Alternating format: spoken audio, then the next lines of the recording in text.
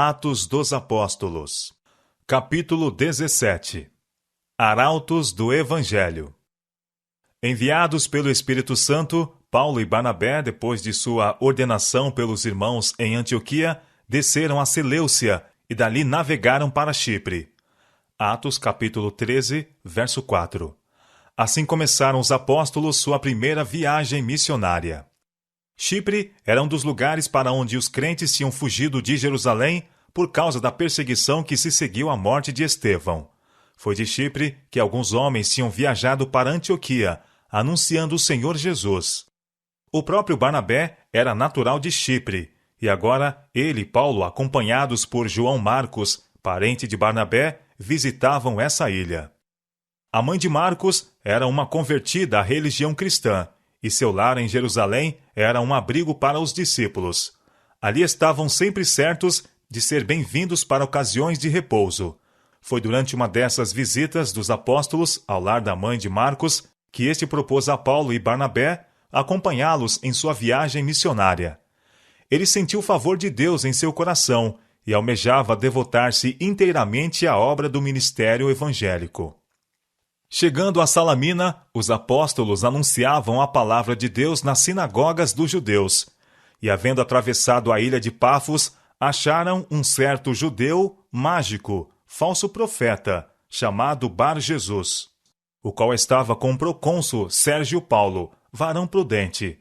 Este, chamando a si Barnabé e Saulo, procurava muito ouvir a palavra de Deus, mas resistia-lhe Elimas, o encantador, que assim se interpreta o seu nome, procurando apartar da fé o procônsul.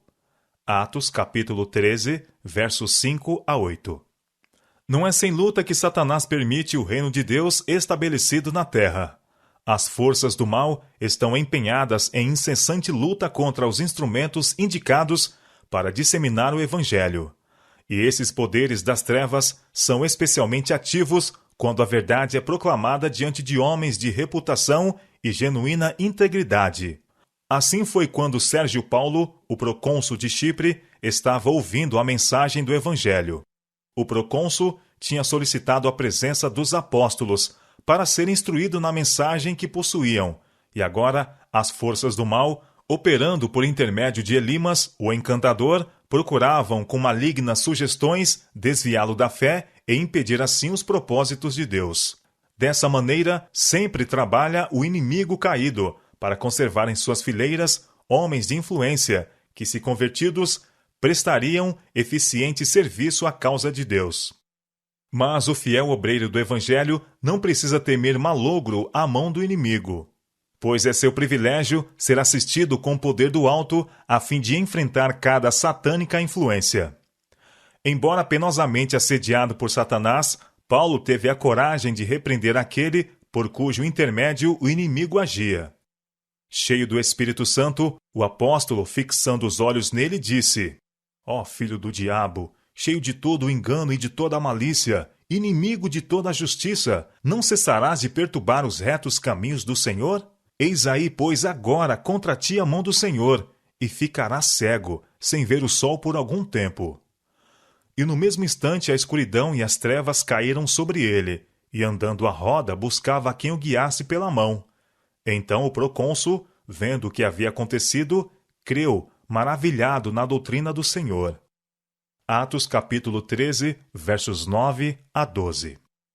O mágico tinha cerrado os olhos às evidências da verdade do Evangelho, e o Senhor, em justa indignação, fez que seus olhos naturais se fechassem, deles excluindo a luz do dia. Essa cegueira não foi permanente, mas apenas por certo período, a fim de que fosse advertido e se arrependesse, buscando o perdão de Deus a quem tão gravemente ofendera. A confusão em que assim foi lançado tornou de nenhum efeito suas artes sutis contra a doutrina de Cristo. O fato de ter ele de andar apalpando em sua cegueira provou a todos que os milagres que os apóstolos haviam realizado e que Elimas acusara de serem prestidigitações haviam sido operados pelo poder de Deus. O procônsul, convencido da verdade da doutrina ensinada pelos apóstolos, aceitou o Evangelho. Elimas não era homem de cultura, No entanto, estava peculiarmente capacitado para fazer a obra de Satanás. Os que pregam a verdade de Deus encontrarão o astucioso inimigo por muitas diferentes formas. Algumas vezes será na pessoa de um erudito, mas na maioria delas por intermédio de homens ignorantes, a quem Satanás treinou para se tornarem eficientes instrumentos para enganar as pessoas. É dever do ministro de Cristo permanecer fiel em seu posto, no temor de Deus e na força do seu poder. Assim poderá ele pôr em confusão as hostes de Satanás e triunfar no nome do Senhor. Paulo e seus companheiros continuaram viagem para Perge, na Panfilha. Seu caminho era penoso. Encontraram dificuldades e privações, e estavam cercados de perigos por todos os lados. Nas vilas e cidades por onde passavam, e ao longo das estradas desertas, estavam rodeados de perigos visíveis e invisíveis. Mas Paulo e Barnabé tinham aprendido a confiar no poder libertador de Deus. O coração deles estava cheio de fervente amor pelos pecadores. Como fiéis pastores na busca da ovelha perdida, não abrigavam o pensamento de facilidades ou conveniências próprias. Esquecidos de si mesmos, não fraquejavam quando cansados, famintos ou com frio. Eles tinham em vista um único objetivo: a salvação dos que vagueavam distante do redil. Foi aqui que Marcos, dominado por temor e desânimo, hesitou por um momento em seu propósito de consagrar-se de todo o coração à obra do Senhor. Pouco habituado a sacrifícios, desanimaram-no os perigos e privações do caminho. Trabalhara com êxito, sob circunstâncias favoráveis. Mas agora estava em meio à oposição e perigos que tantas vezes cercam o missionário pioneiro. Não suportou as dificuldades como bom soldado da cruz. Devia aprender ainda a enfrentar valorosamente os perigos, perseguições e adversidades. À medida que os apóstolos avançavam, encontrando dificuldade cada vez maiores, Marcos intimidava-se e, perdendo todo o ânimo, recusou-se a prosseguir, retornando a Jerusalém. Essa deserção fez com que Paulo julgasse por algum tempo desfavoravelmente a Marcos, severamente mesmo. Por outro lado, Barnabé se inclinava a desculpá-lo devido à sua inexperiência.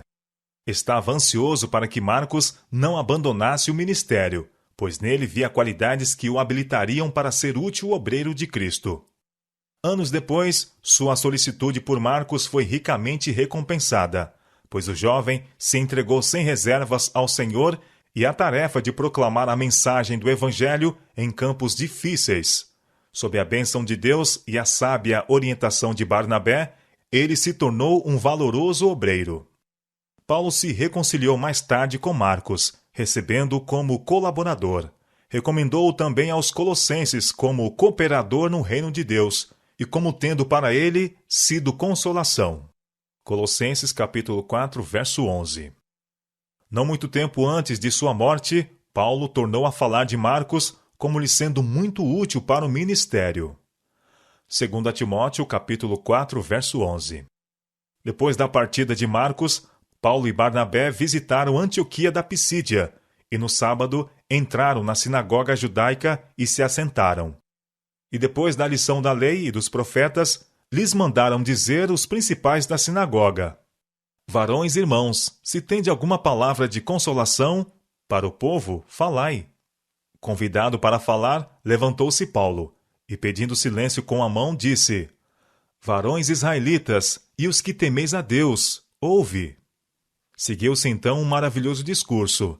Ele começou por historiar a maneira como o Senhor havia tratado com os judeus desde o tempo de seu libertamento do cativeiro egípcio, e como fora prometido um Salvador da semente de Davi. E ousadamente declarou que da descendência deste, conforme a promessa, levantou Deus a Jesus para Salvador de Israel, tendo primeiramente João, antes da vinda dele, pregado a todo o povo de Israel o batismo do arrependimento. Mas João, quando completava a carreira, disse: Quem pensais vós que eu sou? Eu não sou o Cristo, mas eis que após mim vem aquele a quem não sou digno de desatar as alparcas dos pés. Assim, com poder, ele pregou a Jesus como Salvador, o Messias da promessa. Depois de haver feito essa declaração, disse Paulo: varões irmãos, filhos da geração de Abraão, e os que dentre vós temem a Deus, a vós vos é enviada a palavra desta salvação. Por não terem conhecido a este, os que habitavam em Jerusalém e os seus príncipes condenaram-no, cumprindo assim as vozes dos profetas que se leem todos os sábados. Atos capítulo 13, versos 13 a 27. Paulo não hesitou em falar com clareza a verdade concernente à rejeição do Salvador pelos dirigentes judaicos. E, embora não achassem alguma causa de morte, pediram a Pilatos que ele fosse morto. E, havendo eles cumprido todas as coisas que dele estavam escritas, tirando-o do madeiro, o puseram na sepultura. Mas Deus o ressuscitou dos mortos. E ele, por muitos dias, foi visto pelos que subiram com ele da Galiléia a Jerusalém, e são suas testemunhas para com o povo. Atos capítulo 13, versos 28 a 31. E nós vos anunciamos, continuou o apóstolo, que a promessa que foi feita aos pais, Deus a cumpriu a nós, sendo seus filhos, ressuscitando a Jesus, como também está escrito no Salmo 2. Meu filho, és tu, hoje te gerei.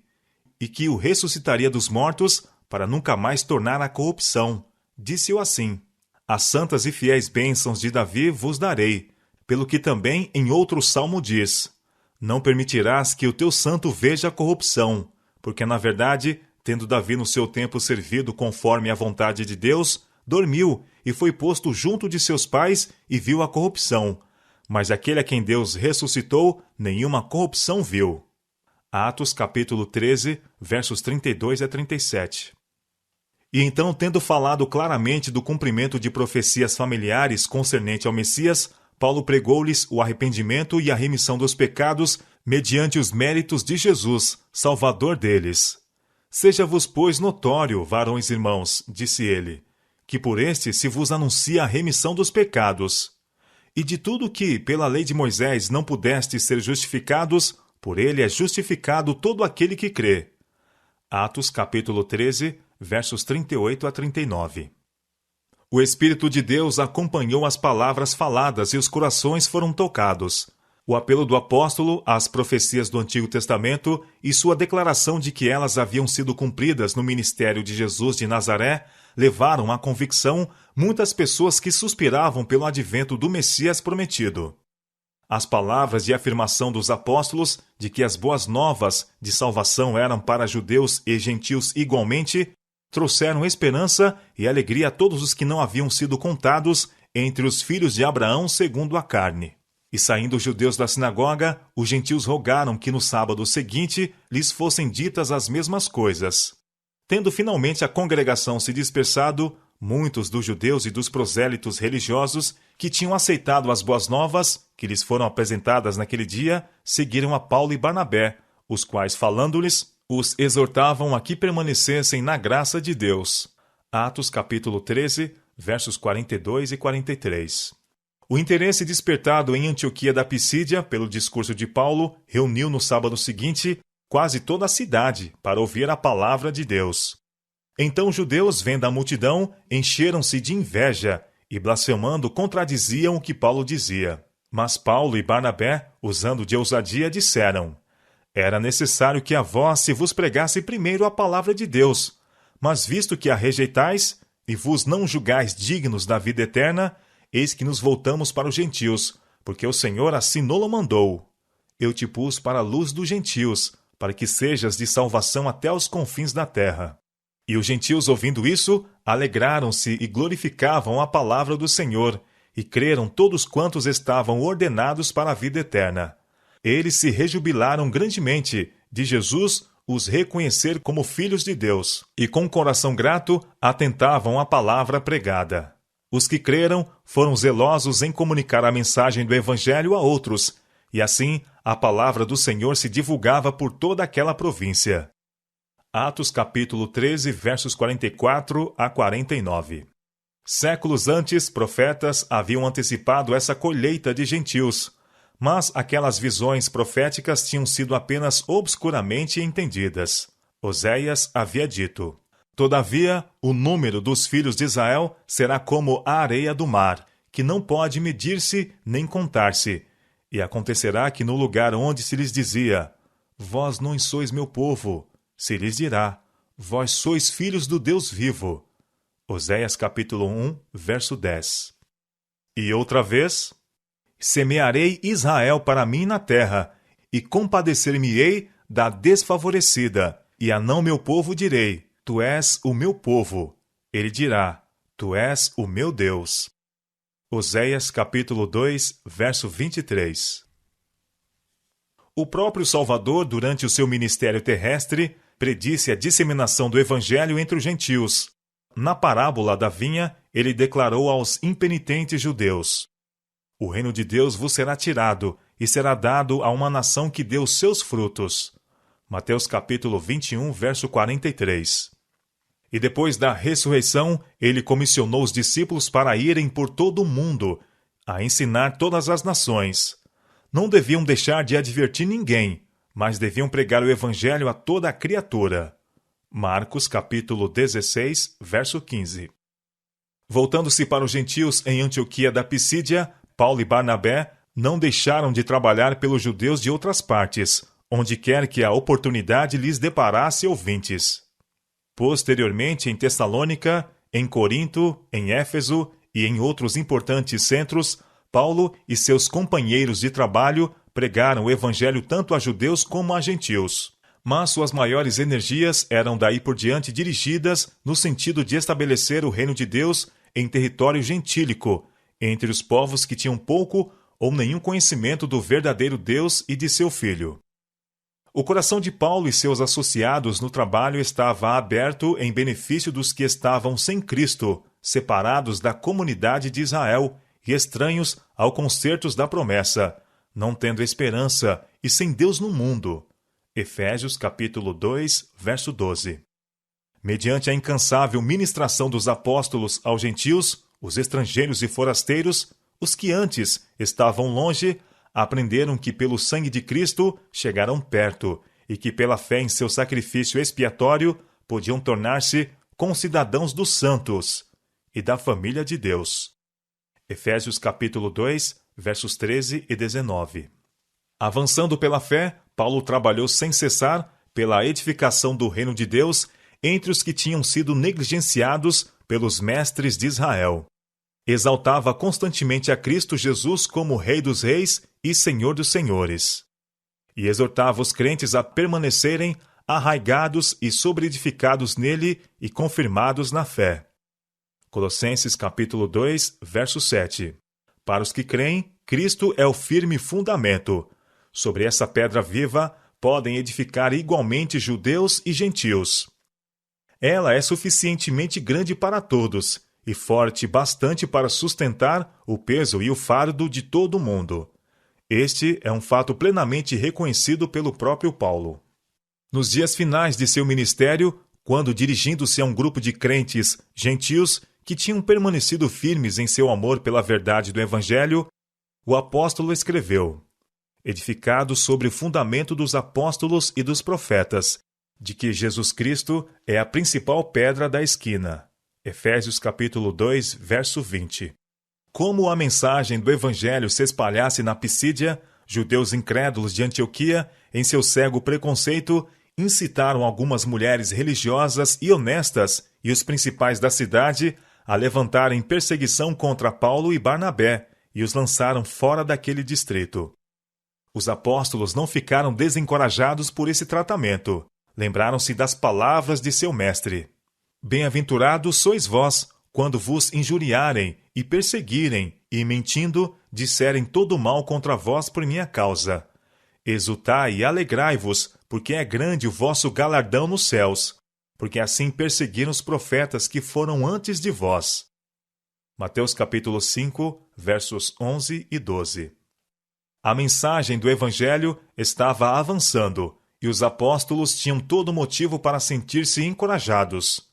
Suas atividades entre os de Antioquia da Pisídia tinham sido ricamente abençoadas, e os crentes, a quem tinham deixados a conduzir a obra sozinhos por algum tempo, estavam cheios de alegria e do Espírito Santo. Atos capítulo 13, verso 52.